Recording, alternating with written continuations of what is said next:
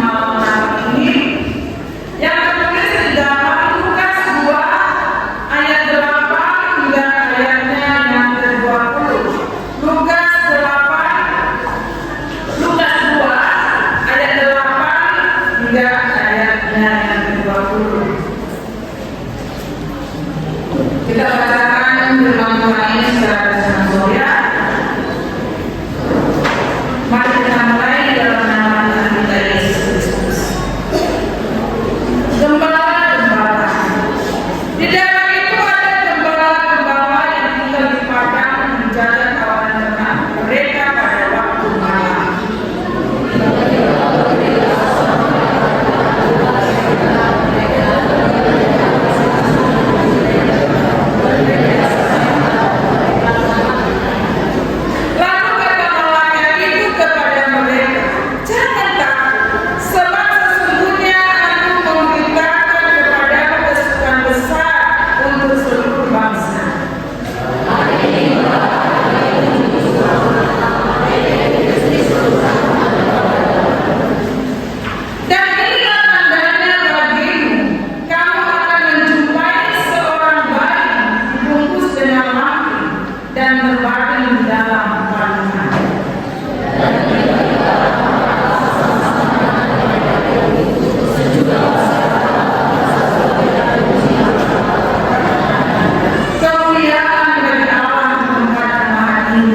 Dan damai sejahtera di bumi di antara manusia yang berkenan kepadanya.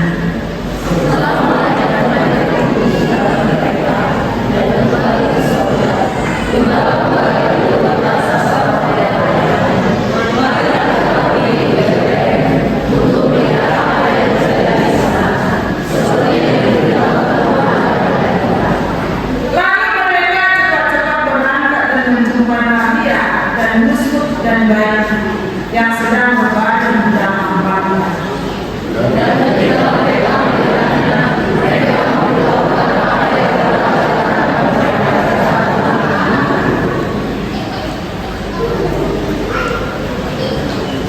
Dan semua orang yang mendengarnya heran tentang apa yang dikatakan gembala-gembala itu kepada mereka.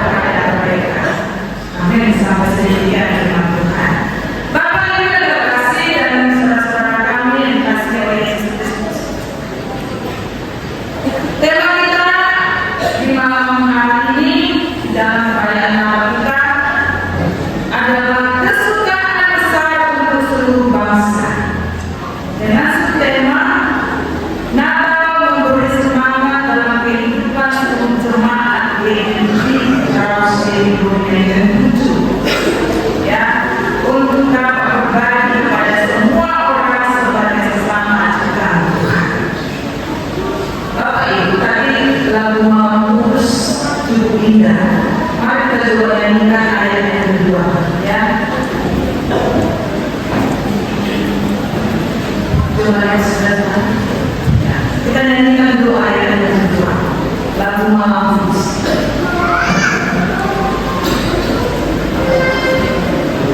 Thank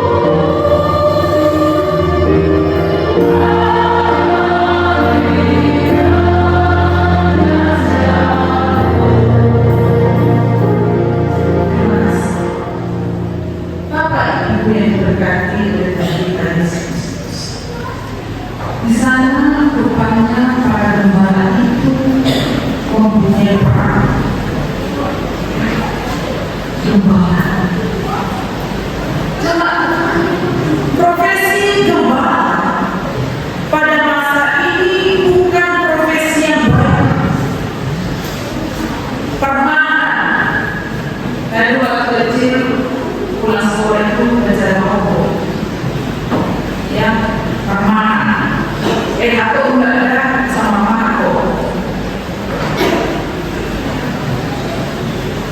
Itu di kampung saya. Gembala yang dimaksud di sini adalah gembala upahan yang ditugaskan menjaga domba tuannya. Ada di antara gembala upahan ini yang suka mencuri domba dan menjual milik tuannya. Itulah sifat watak gembala lewat rekod ini. Ada juga di antara gembala ini sering meninggalkan domba jika ada binatang buas masuk hanya untuk menyelamatkan. Meskipun di antara gembala itu memang ada juga yang mau belajar bertanggung jawab dengan baik. Namun karena profesi ini sudah mempunyai image yang sangat buruk dan tidak dapat dipercaya, tidak kompeten dan sangat kotor dan tidak lurus. Mereka adalah orang yang direndahkan di masyarakat desa. Dan mereka itu disetarakan dengan pemungut cukai, pelacur, dan orang-orang berdosa. Dalam ritual keagamaan, ya, gembala mereka itu dianggap najis, dianggap tidak kudus, karena mereka berprofesi sebagai gembala. Profesi mereka ini selalu dianggap bersentuhan dengan bangkai binatang atau kotoran. Mereka juga dianggap najis karena mereka bersentuhan dengan hewan-hewan yang najis lainnya.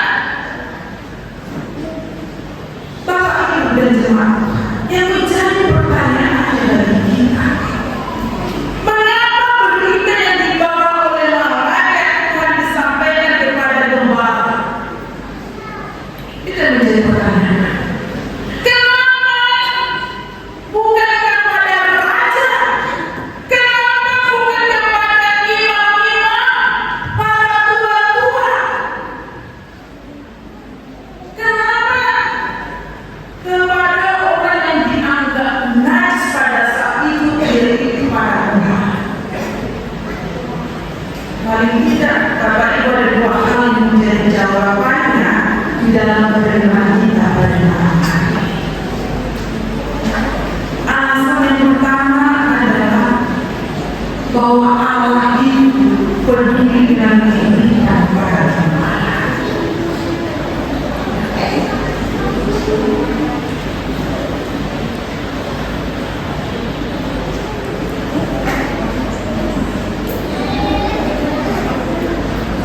Allah peduli dengan kehidupan para gembala. Allah melihat jauh dari hati para gembala. Mereka merasa terbuang dari masyarakat. Mereka dianggap sampah. Mereka letih dengan kehidupan mereka, dengan profesi mereka yang dianggap cukup najis pada saat itu. Jadi mereka itu ingin datang kepada Tuhan, tetapi komunitas religius itu menolak mereka karena dianggap najis. Nah, Allah melihat betapa merananya, betapa lemahnya mereka karena dosa kesalahan mereka. Mereka sulit sekali untuk bangkit karena tidak ada kesempatan dan dukungan bagi mereka, bahkan oleh pelayan-pelayan baik suci pada saat mereka hidup tidak berhenti. Tapi Allah tidak. Alasan yang kedua, Allah memberi harapan perubahan. Jika masyarakat sekitar sudah memberi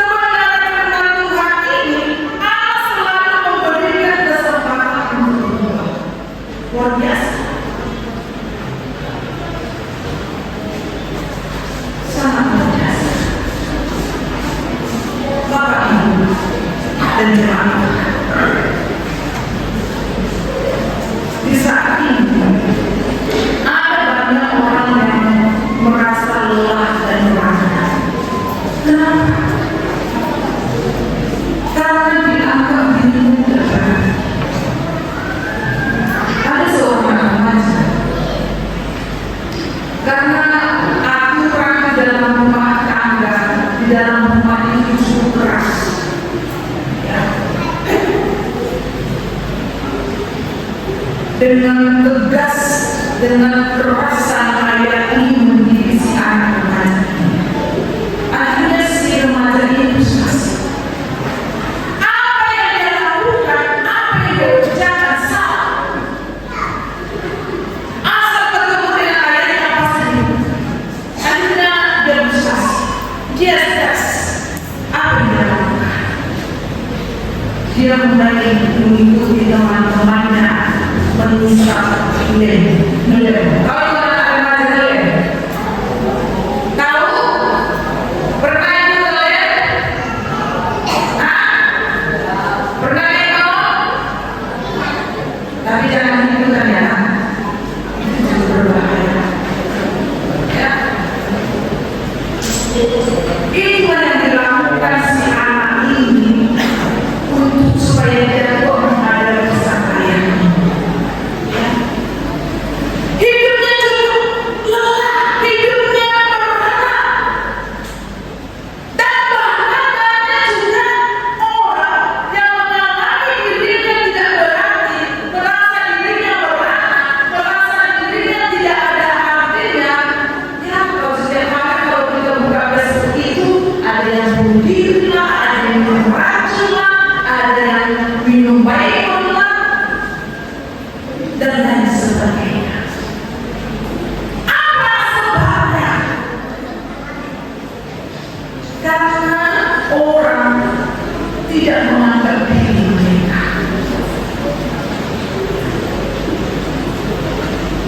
Ada kehidupan dari banyak orang juga yang terabaikan. Tidak dapat menjadi sahabat, mereka seperti musuh yang selalu mencurigai dan tidak bisa mempercayai. Baik itu terjadi di dunia pekerjaan, di tengah-tengah keluarga, merasa dirinya terabaikan, tidak berarti. Jadi Bapak Ibu diberkati oleh Tuhan kita Yesus Kristus. Bagaimana kita bandingkan kepada kehidupan para gembala-gembala pada saat itu, dan banyak juga manusia-manusia umat pada saat ini merasakan keterkaitan. Tidak berarti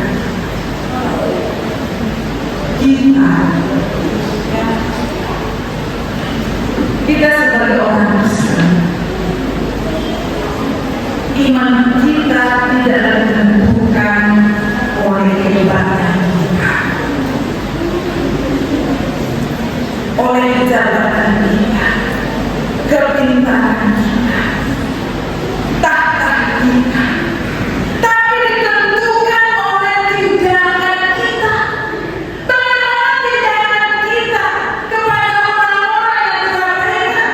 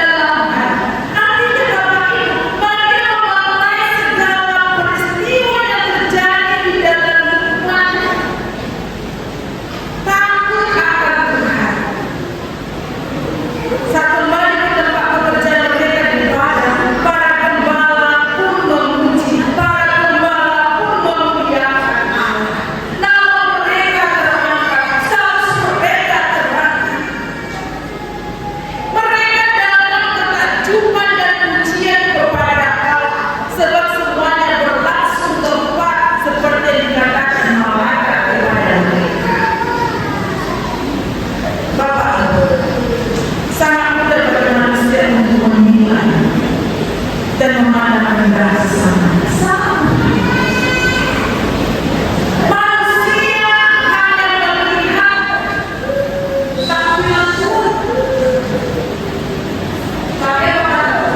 tapi Tuhan melihat hati. Mari kita baca apa yang dikatakan dalam 1 Samuel 16 ayat 5, kita sama-sama membacanya. Tetapi berfirmanlah Tuhan kepada Samuel, janganlah pandang parasnya atau perawakan yang tinggi, sebab aku telah menolaknya. Bukan yang dilihat manusia dan melihat Allah. Manusia melihat apa yang di dalam mata, tapi Tuhan melihat. Itu sebabnya manusia itu sering tertipu.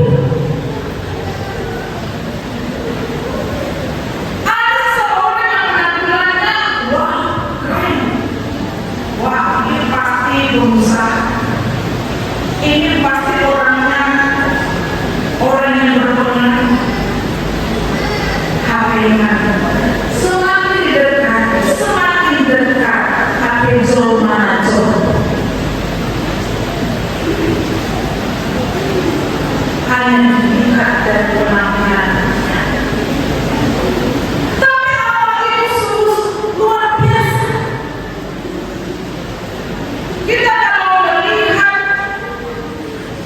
kisah Daud di dalam perjanjian lama, Daud itu dipilih menjadi raja bukan karena fisiknya, bukan karena hebatnya, bukan karena parasnya.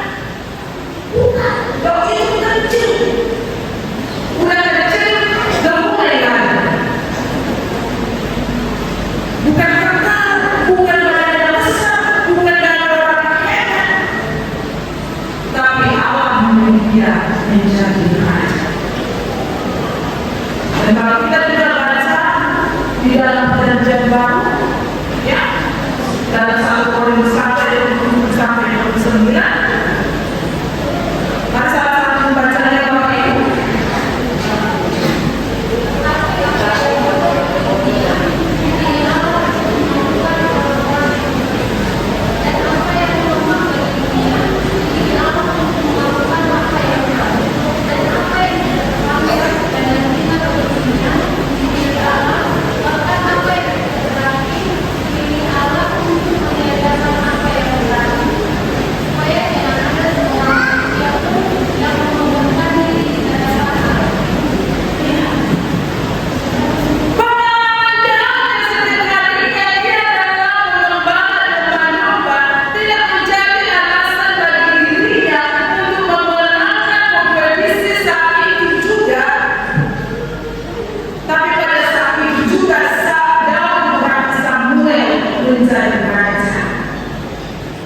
Dia bukan golongan yang terhebat, dia seorang remaja. Untuk zaman sekarang, ya, ada juga saya lihat di dunia masa itu, ya, di media sosial, ada seorang anak tukang ban, ya, bapaknya tukang ban, bisa anaknya ini menjadi polisi. Yang kita pernah melihat dunia di media sosial, ya, bagaimana pakaian orang tuanya ini compang camping, ya, bisa menyaksikan mengikuti pendidikan anak-anaknya, didatangi ke bandara, dikasih penghargaan. Demikian juga dengan para jemaat di dalam perikop renungan kita pada malam hari ini, Bapak.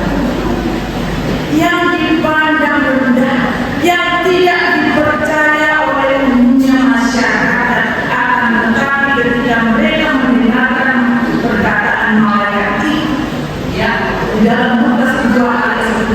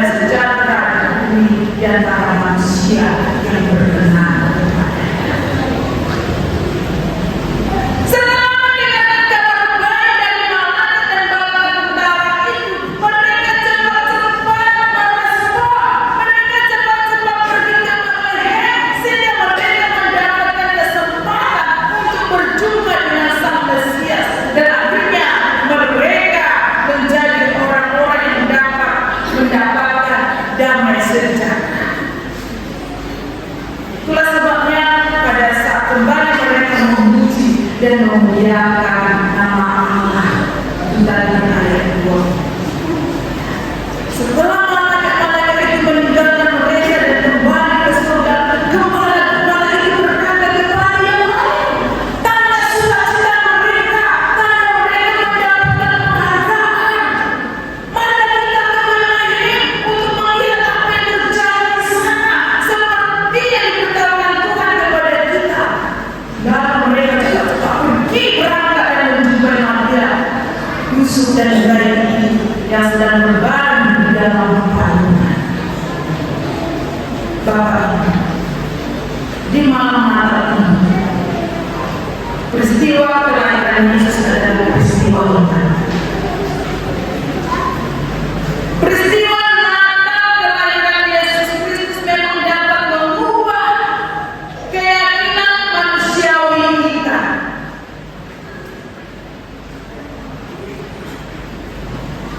Jadi walaupun kita pada malam hari ini kita semua cantik-cantik dan dengan rapi-rapi, ya, kita kesini dengan persiapan yang cukup matang, bukan yang terpenting bagaimana peristiwa iman kita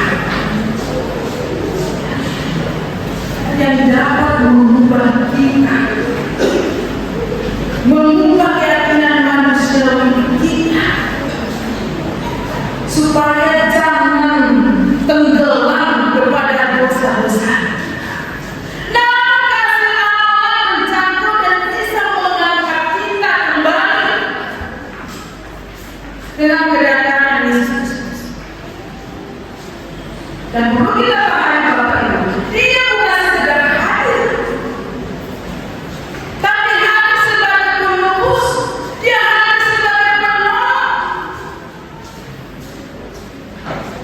Dia adalah Tuhan yang mendengar cerita kita, yang setiap waktu, setiap saat kita selalu mengeluh, berputus asa, galau, bergumul dengan banyak tantangan, dengan banyaknya persoalan yang kita hadapi.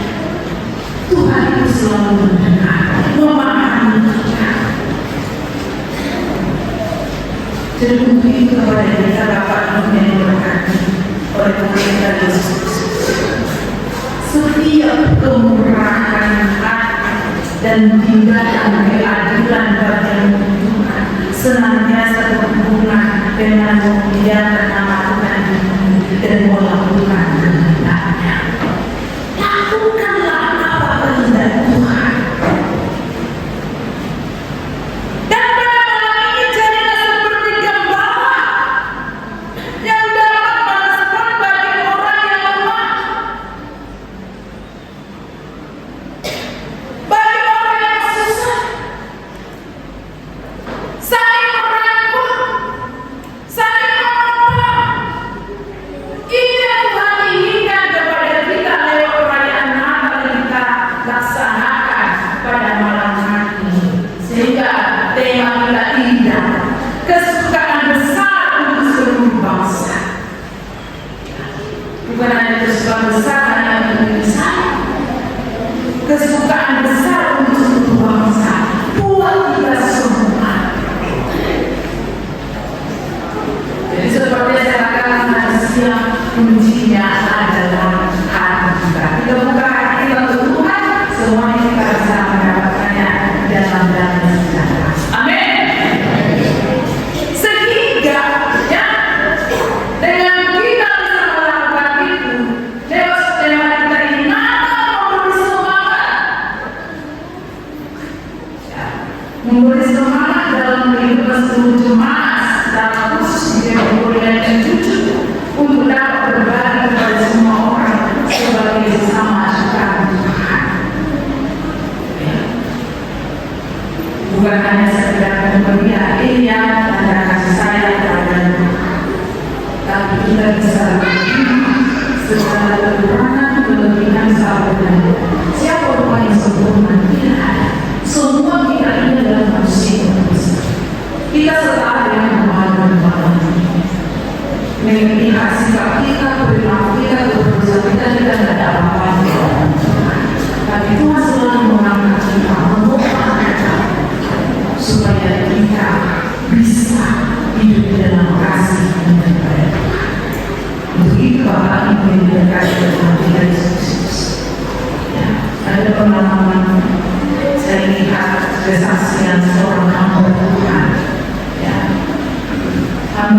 hari ini saya pernah juga melihat dalam TV diwawancarai dengan tampilan tubuhnya penuh kaku. Yang mungkin Bapak pernah melihat yang tubuhnya dengan kaku. Badannya hitam, berpemilang kaku, bukan berpemilang kaku. Rambutnya panjang, gak cocok. Kita tidak diberi.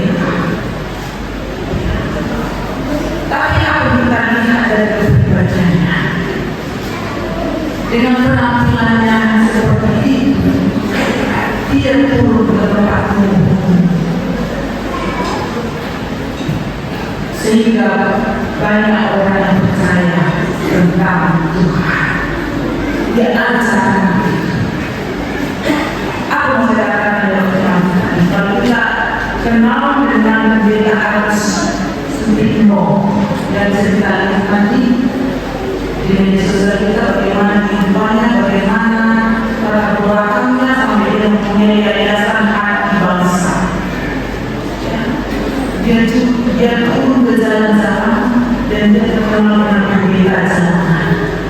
Bukan orang kita bilang ini orang kotor ini masa dengan takut. Tapi dengan cara seperti itu banyak orang yang percaya, banyak orang yang belajar, banyak orang yang berhasil cara khusus anak-anak. Jadi perhatikan jangan lihat apa yang dilihat. Mari kita satu dengan yang lain membangunkan gereja ini,